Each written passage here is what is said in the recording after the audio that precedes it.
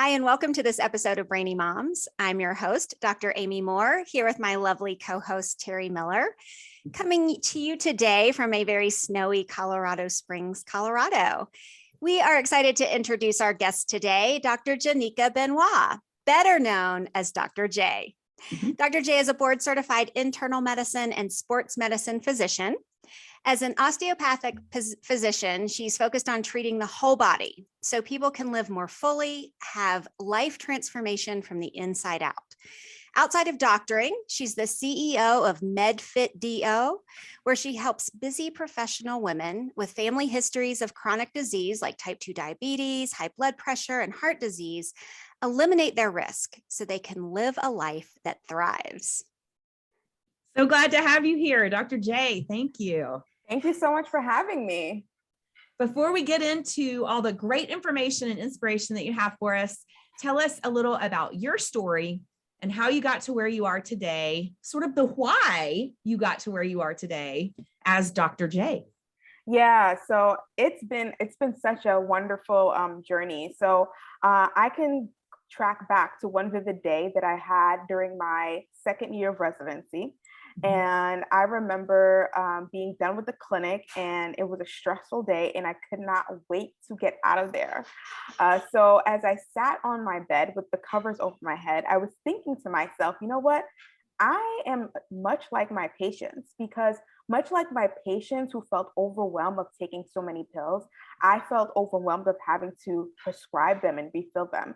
Just like them who sometimes didn't even know why they were on certain pills, I felt like I didn't know my why. What was my purpose of becoming a doctor when I was only maintaining their health and not helping them find health? And just like them who sometimes did not feel in control of their health, I did not feel in control of the trajectory of my career. And for me, it was like looking down a dark tunnel with no end. I really did not know what I was going to do after residency and how I was going to make my impact in the world like I truly wanted to. So during residency, I had to learn how to adapt to this new rigorous schedule. And initially I told myself, well, you know what, I don't have time to, make exercise a habit. Like, I just don't have the time. But then I told myself, hey, it just doesn't make any sense if I'm telling patients to live a healthy lifestyle, like I should be doing it too. So I started to incorporate exercise in my routine as a resident, and I had to do so in chunks, and I had to make a habit of it so I can be consistent. And once I made a habit out of exercise, I started making a habit out of other things in my life.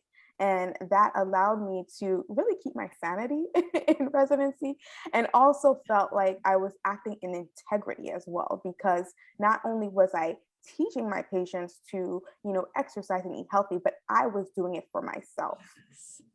Yeah, that's so good. Yeah, for sure. And so I think we're going to spend some time talking about habits and creating habits. And but I want to start by looking at the idea of mindset and becoming aware of our self-limiting beliefs, and talk to us about why that's important and more about how to identify those. Yeah. So that is extremely important. And that's, kind of where I start in someone's health and wellness journey, because we have so many thoughts, like thousands of thoughts that go through our mind each day. And it's difficult to capture them all. And there's times where we have, negative thoughts, and we have our inner critic. And sometimes, we don't acknowledge that. And by not acknowledging that, we create resistance from, living a life that thrives. And that's when, negative emotions tend to set in. And it's easier to focus on negative emotions than to focus on positive emotions. Positive emotions, there's more intentionality involved. So once a negative emotion sets in, it can reap havoc. So it's important for us to become intentional about acknowledging our thoughts, those negative thoughts that create those negative emotions. And what I, like to advise my clients, patients is to, practice first mindfulness. The first part is practicing mindfulness, which is just a non-judgmental awareness and just being in the present moment. So it's just acknowledging your thoughts and, accepting it for what it is, not interpreting it, but just accepting it. And even write them down so that you have a record of what is going through your mind. And by having a record of those negative limiting beliefs, you can then flip them and create positive affirming belief that you can recite to yourself on a regular basis, make that a habit. And it's like I stated earlier, this is the intentionality that's involved in how to develop positive emotions for yourself, because it's literally what you say to yourself, the things that you're thinking, because we eventually become what we think. So it's important to regulate our thoughts, and we have the ability to do that because our brains have neuroplasticity. So we have the ability to control our thoughts and therefore control our emotions and control our behaviors. So I mean, my main takeaway is that we do have the ability to control our thoughts, and it's so vital. It's really interesting how much of these thoughts become unconscious, because we may have a thought and then we interpret it, right? And we have these unconscious interpretations that happen. So it's important to take control of that and practice mindfulness, acknowledge it, and then not interpret it, and then flip it into a positive affirmations, and regularly recite that to yourself so that you can take advantage of that neuroplasticity of the brain and to create positive emotions. Yeah. In counseling, I have a really hard time convincing counseling clients that they're in charge of what they think, right? Mm-hmm. And so, I had one say to me yesterday, well, I just don't know how to stop worrying. Well, you're in charge of your brain. Your brain is not going to do it for you. And so you have to take that first step. You have to be the one that says, I'm going to think about this differently.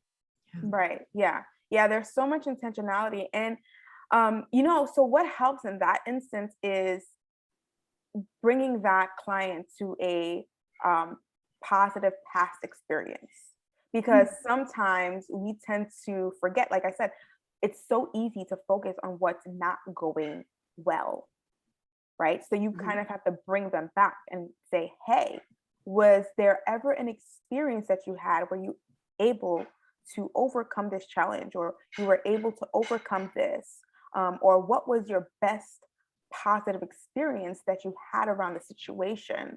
And when when a client talks about that, they're able to, you're able to then highlight the strengths, yes, the values, and then they're like, oh wow, yeah, like I did do that. So it's kind of like, because sometimes it's difficult to tell a client, hey, you're in control, because like they're thinking I'm not in control. Right? They're like, no, I'm not in control. So you have to like jog them back and have them remember, go down memory lane, and then they will then develop the self-awareness, like, hey, I did that. And then you also are highlighting, hey, that's what you did. Sure. And you're like, hey, you're right. Yes. And this is a long-term client who has the skills, right? Yeah. And just forgets to use them. And so we have to go revisit. Yes. Here are the skills that you already have. Here's how you've used them in the past. Yes. Right. And so you just you need to remember and be intentional about using them. Yes. Again. Yes. Yeah, for sure. This is such a great topic, timely for when this is going to air. This is going to air February 1st, beginning of February. And as moms, I think that what you're talking about, that mindfulness right now at this time of year, beginning of February, because what's happened is we had the holiday break. That's wonderful and fun and indulgent and exhausting. We are Santa and Mrs. Claus, and we're everything to everybody. And Elf on the Shelf. Yeah. And then, New Year's Eve, New Year's, and it's all about, start fresh, have goals, cast a vision, new life. And so we have all these goals and intentions. And then, school starts back up, or maybe childcare, or we're just back into the grind of work and juggling being a mom and work and career. And suddenly January's over, and all those goals and visions that we had, if it's for exercise or healthy eating, we look back and we're like, I did that twice. But if we can, beginning of February, if we can go, okay, I am not going to, I love how you said this, Dr. J, you said it in your YouTube video, how to practice self-compassion when starting a new healthy habit. You talked about mindfulness versus over-identification. So if I, as a mom, cannot not over-identify with my failures, that I failed for 25 days in January to stick to my goals. But you know what? 3 days, 5 days, 6 days, I did it. And so can I be mindful? Everything you just said, and Dr. Amy, that you talked about, if we can hold on to that, I did it those few days. And so that means I am an overcomer. I am a strong mom. I am a mom that can recover from childbirth. I am a mom that can handle career and loving my kids, and I can do this. So that we can take that on. I love what you're saying. We can do this, moms. Let's focus on the positive. Let's move forward, even in February when we've had a lot of mess ups. Not going to worry about it. Yeah, preach, Teri. Yeah. Yes, I love it. I'm preaching what you said, Dr. J. I love it. Your YouTube videos are fantastic. Oh, thank you. I appreciate it. But I also wanted to mention just another part of that self-compassion is also realize there's a common sense of humanity, right? So you're not the only mom that's going through this. There are other moms that are going through the same thing. And, what's beautiful is that when we get in community with people, who share common experiences, it normalizes it. And it makes us realize, hey, I'm not alone because other people are experiencing the same thing. Yes. So good. Yes. Whew. All right. So I want to ask you about creating those affirming beliefs instead. So this leads directly into where we're going for February for the rest of the year. And this is something that's important to you, affirming beliefs. How do I move forward as a busy, tired mom? Yes. So the first part, so prior to is creating those affirming beliefs is realizing what those limiting beliefs is and, flipping them. So let's say, you're a busy mom and you're like, man, I don't have any time to, do anything. You can make an affirming belief, say, I can create the time, or I can make time for things that are priority for me. Or I am a time efficient machine. You can get creative. You can get really creative. And also when you focus on the affirming beliefs, your prefrontal cortex will start to then explore possibilities of how you can, for example, create more time. Because what happens if you're focused on I can't, right? You focus on that negative belief, you now have limited yourself to other options, right? Because you're just focusing on this is what I don't have, right? So if you focus on, okay, well, I can create time, and it's just like, okay, well then how can I create time? How can I do this? Maybe I need a babysitter. Maybe I need an au pair. Maybe, I have to cut back on my work schedule so I can be present with my children. So there are different, there's always different options. One of my favorite affirmations that I use in the morning is abundance is all around me, so I lack nothing.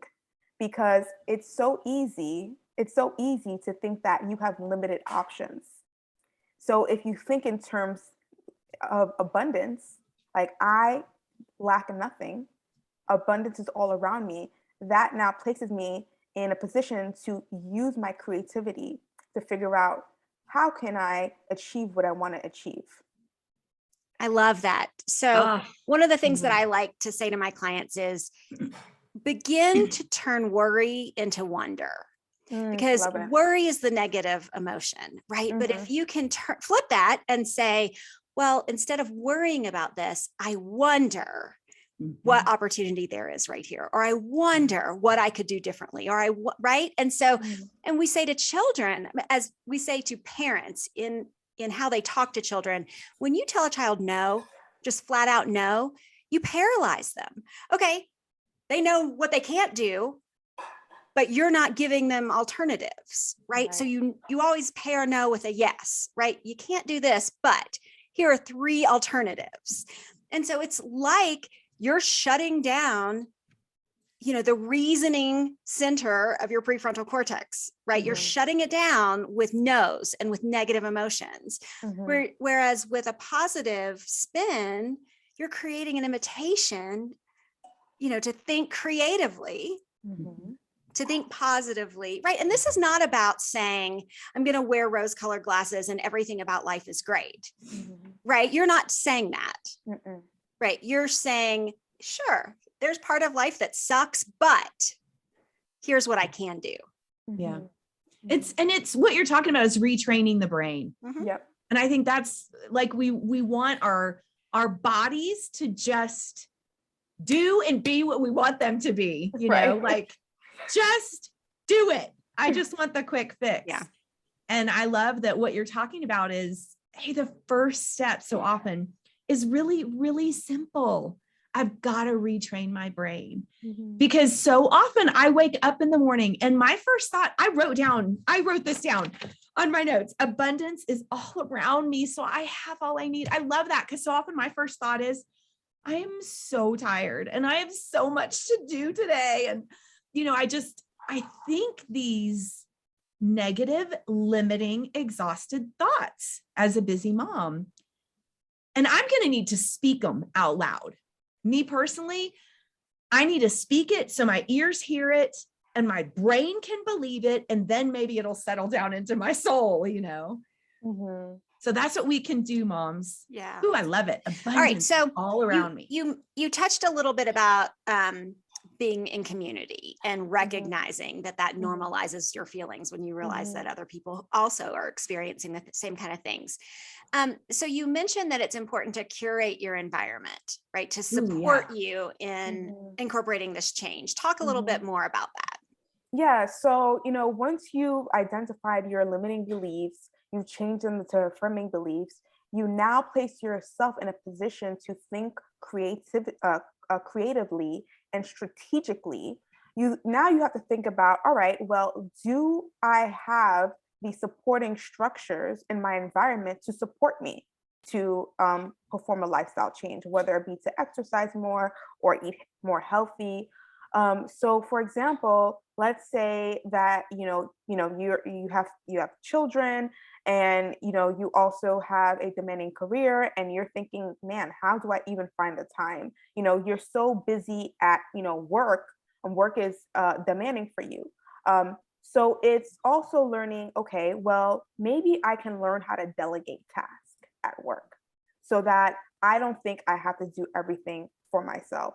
So it's also structuring your work environment in a way that, okay, yes, I'm this busy professional, but I also have the ability to, create that environment at work where, I can delegate tasks and people know you as one that, as a leader, that you're going to be delegating tasks for them. But if you think that, okay, everything is on me, I have to do everything myself, and you tell yourself, oh my gosh, I'm so busy at work, because I hear this often, I'm so busy at work, everything falls on me.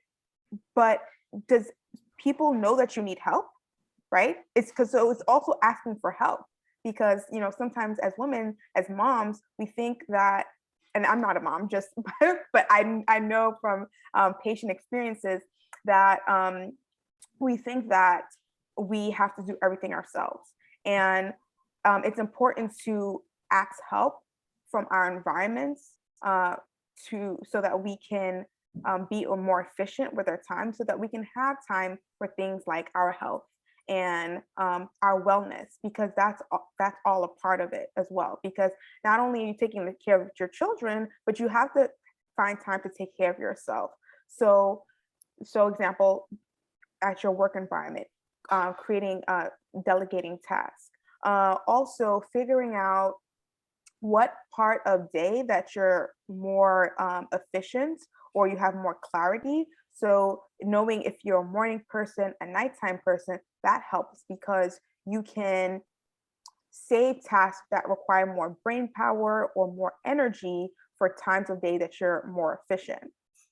So it's actually like going in your schedule and thinking, what do I have to do today? Or what do I have to do the following day? And knowing that, okay, well, I'm more efficient and I have more mental clarity in the morning. So let me schedule my workout in for the morning, and I know that it's set and it's there, and that is what I'm going to do, and that's what I'm going to stick to. Obviously, sometimes things come up, so it's important to be aware of that, and also not judge yourself for that, for things out of your control, especially if you're a mom, things come up. But it's setting the intention and creating a schedule of how you're going to incorporate healthy living as part of your life. So, those are some things that a busy mom can incorporate to, make their health a priority amongst all the things that are going on. Yeah. Tell us a little bit also just the timing, that it's February. We're over the whole goals of the new year and the new year resolutions. Talk to us about casting a wellness vision. You also have a YouTube video about this, and tell our listeners about why that's important and how to go about that. Yeah, so I really love this because, children, they're really good at imagining, right? You have little Johnny who believes he's a dinosaur, and, as a mom, you go along with it. The siblings go along with it. Little Johnny's a dinosaur. That's what he is. And little Johnny really thinks he's a dinosaur, and he's roaring and, crawling on the ground, and everyone's, playing into this idea that little Johnny's a dinosaur. But, as adults, we tend to lose that creativity. We tend to lose that imaginative spark that children have. And a wellness vision is really envisioning the best version of yourself. Who does that look like? What does that person look like? What is that person thinking? What does that person feel like? It's kind of like a company has a mission statement. It's kind of like that. Like, what is your mission statement for your life? And I think it's so important to be aware of, because that gives us a sense of direction of how we're living. We're not just waking up and just going to work, but we actually have an agenda where we're actually trying to achieve this best version of ourselves. So an example of a wellness vision can be, I'm an awesome mom who cares about her 3 children and is the best role model for them by making my health and wellness a priority. That's just an example. Or I am an awesome mom, and I receive my energy by being a part of community and teaching my children how to be part of community as well. So there are different examples. There's no really set rule of how to create a wellness vision. This is something that you can create with a specific coach, or just spending quiet time to yourself and thinking about, what do you want your life to look like? How do you want to feel? If there were no limitations, so that's another thing. Don't think about what is limiting you. Because when we think about what is limiting us, that stifles our creativity and stifles our ability to dream. So that's actually another one of my affirmations. I am limitless. So I recite that there are no limitations that you have in your wellness vision. You are just dreaming and pretending like you're like little Johnny as a dinosaur. Okay, you could be whatever you want. All right, so I'm going to share something personal here, because fits perfectly with this idea. Good. So some of our listeners know that I do suffer from several chronic illnesses, and it's been a real struggle as an adult to deal with the limiting factors, when you do have chronic illnesses. And so I had a conversation with my husband about 4 months ago, and it was a turning point in my life with this conversation. And I said to him, please stop treating me like a broken bird. I am a falcon. Ooh. And so I adopted this idea that I am a falcon, and I say it all the time when people who are close to me and know that I have all these limitations put limits on me. I push back and say, no, I can do this. I am a falcon. And it has fundamentally changed the way that I face the day by acknowledging, yes, I do have several chronic illnesses. I do have to deal with that, but I am strong and capable. I'm a falcon. Yes. Yes, I love that. And you mentioned something so important because, earlier I was talking about self-limiting beliefs. We also have to be aware of the limiting beliefs that people put on us. Yes. And realizing that as well, because we can then internalize that. But, I recommend to your listeners to follow Dr. Amy and tell yourself that you're a falcon and recognize when those limiting beliefs from other people set in, because that can be unconscious. Like, people may not realize that limiting beliefs are being placed on them, right? Yes. You start to internalize it. And sometimes it even happens from, like, as a child, your mom or your dad may place limiting beliefs on you, and you start to think that that's real, right? But that's the brain, like, thinking, that's the brain creating that unconscious interpretation of what someone said to you. So it's also important to realize the limiting beliefs that people place on you. So, setting an intention of, like, who you are, creating that wellness vision for yourself. Because when you create that wellness vision for yourself, anybody says against you, you can tell them, I'm a falcon. Yes. Nope. Yeah. That is not true. I am a falcon. Right. So I love it. Yeah, that's why it's important to know your wellness vision and know who you are and know the capacity your capacity of who you can become.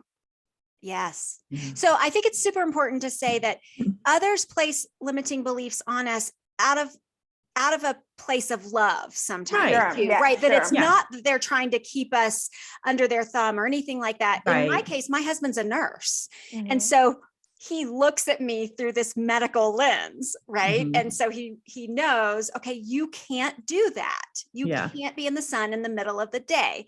Right. Okay, well then let's do it at night, because Uh-huh. I'm a falcon and falcons can fly at night, right? Right. There you go. Love it. So I think it's important. Yeah. I don't want our listeners to think, oh, people are being evil by placing limits on us, right? A lot of times that is coming from a place of concern and care, and but they don't realize what that does to us psychologically. Yeah, I think sure. I love what you're talking about too, Amy, because what came to mind is it also helps us identify, you were touching on this too, Dr. J, it helps us identify our potential and sort of our identity, like this perspective. Like, I would say, okay, I'm a dolphin.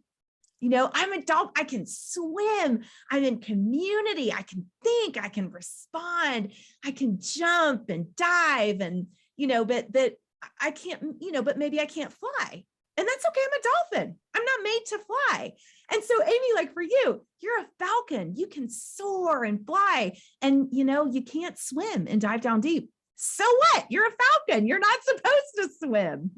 So I love that. It creates identity that's positive instead of, oh, that's a limit and that's bad. No, that's just who you are. Yeah.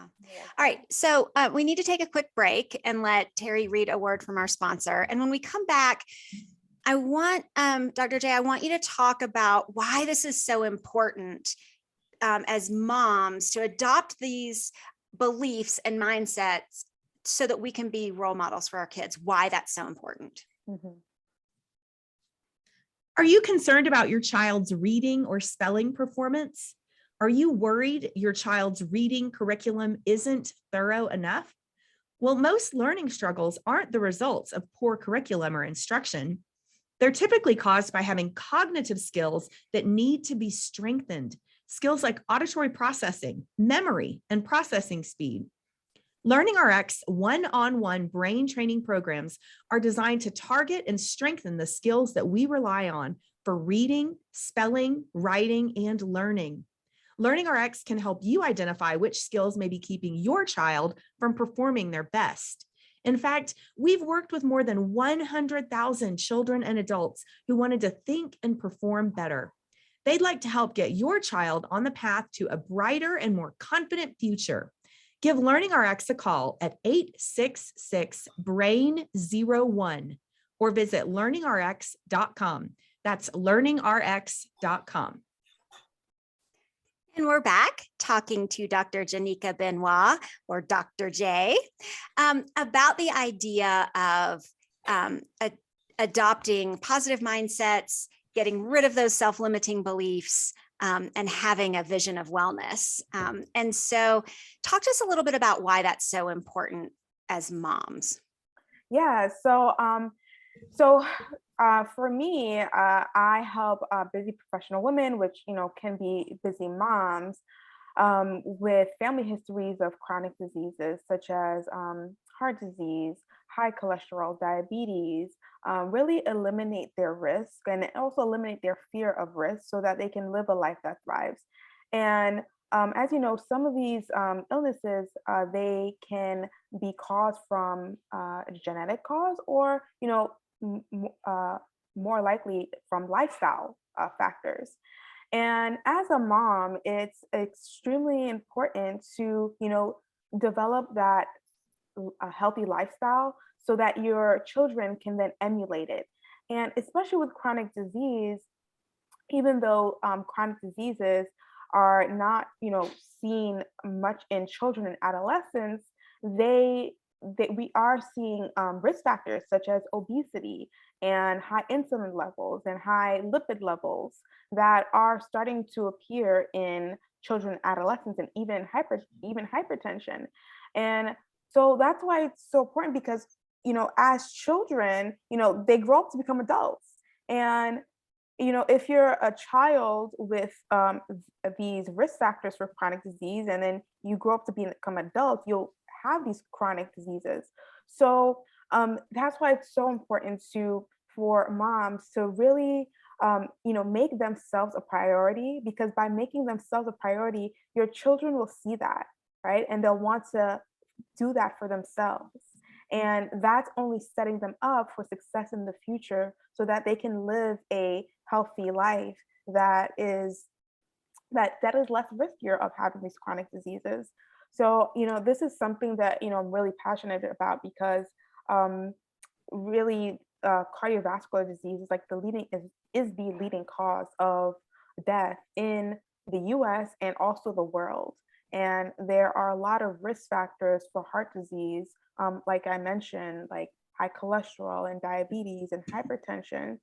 And I harp on this a lot, and these are the women that I serve. And by taking control of that, you can emulate that for your children so that they don't have to go through the same thing. And this is how we change generations, for the better. This is how we change the trajectory of generations. This is how you create legacy.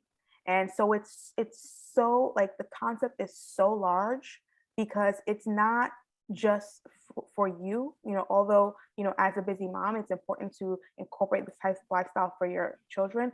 It's then important for your children, and then your children's children, and your children's children. So the impact spans generations. So that's why I'm so important. I'm so passionate about talking about this. So, one of the things that moms are saying right now is, okay, well, how do I get my kids to do this? Mm-hmm. And so is it your recommendation that it's about just immersing your kids in a healthy lifestyle, and then by, default, they will adopt it themselves? Or do you need to have direct conversations about it, or both?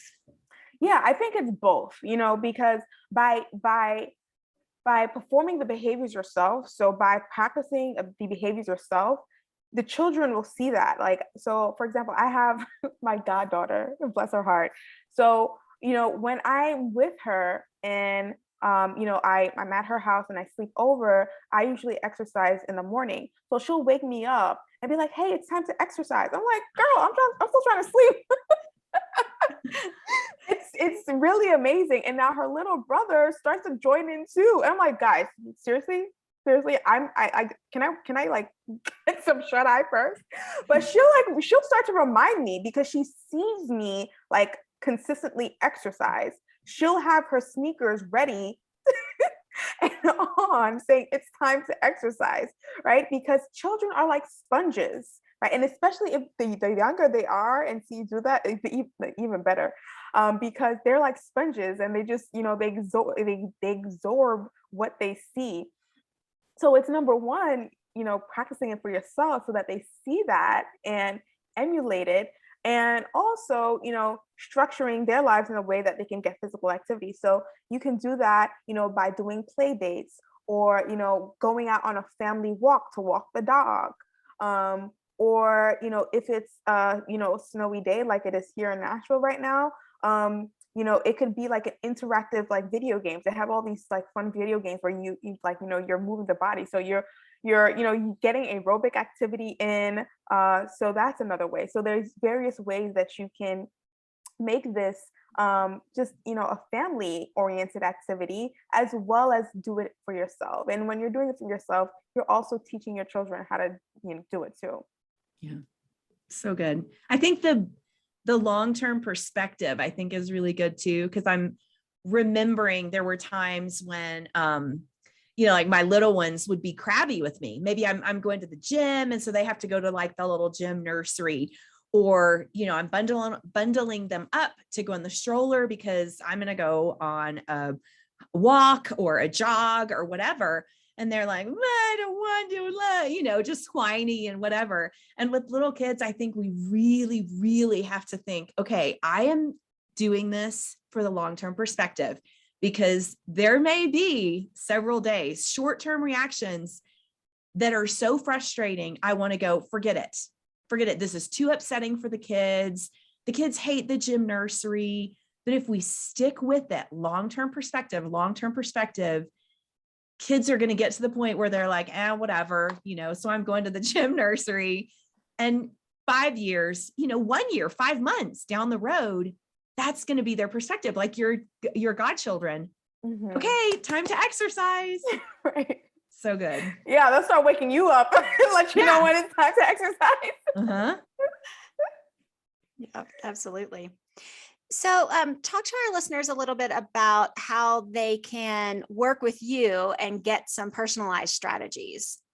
Yeah, so the best way to find me is on my Instagram channel. That's MEDFit DO, MEDFit DO.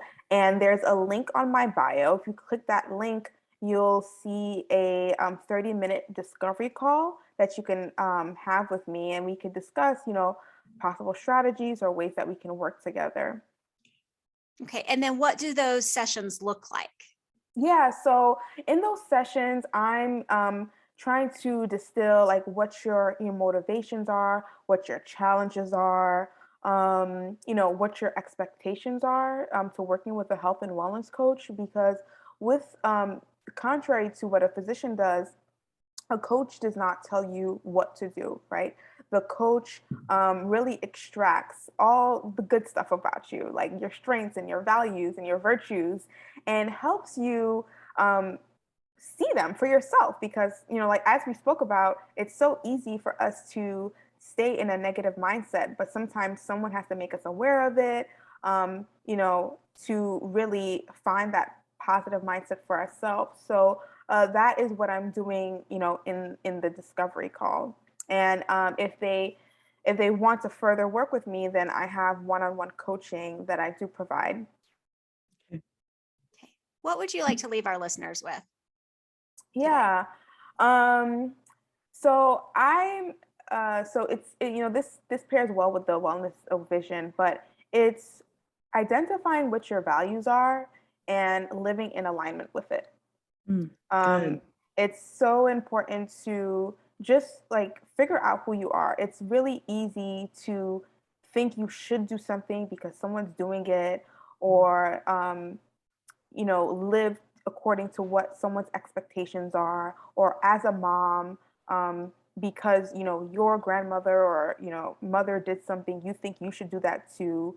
But it's identifying for yourself what you value and how you think a good mom would be for yourself, right? So you don't have to feel bad about not doing or doing what someone else did. You're perfectly content because you're living in alignment with your values and you're doing what you want to do. And that's perfectly okay because it's what you want to do, not somebody else wants to do. Oh, so good. Embracing who we are. Abundance is all around me. I'm so inspired. I am too. So look, we are out of time and need to wrap up, but we just want to thank our guest today, Dr. J, for sharing these insights, for encouraging us and our listeners, and really getting us fired up to all be falcons, right? Yes. Or dolphins. Yeah. Right. Or dolphins or gazelles or whatever. I love it. That's our challenge to you all to pick your vision and the Yeah. animal maybe that pick your represents spirit that. animal. Spirit animal. So look, if you'd like to learn more about Dr. J's work, you can find her on Instagram and YouTube as MEDFit DO, MEDFIT DO.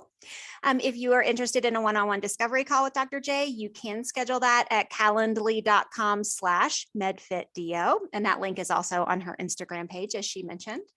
And we'll put all of those links in the show notes for you all. So thank you so much for listening today. If you loved our show, we would be so excited if you would leave us a 5-star rating and review on Apple Podcasts. We're also on YouTube. You can watch us. So subscribe to our channel there and follow us on social media at the Brainy Moms. So look, until next time, we know that you're busy moms and we're busy moms. So we are out. See ya. Bye.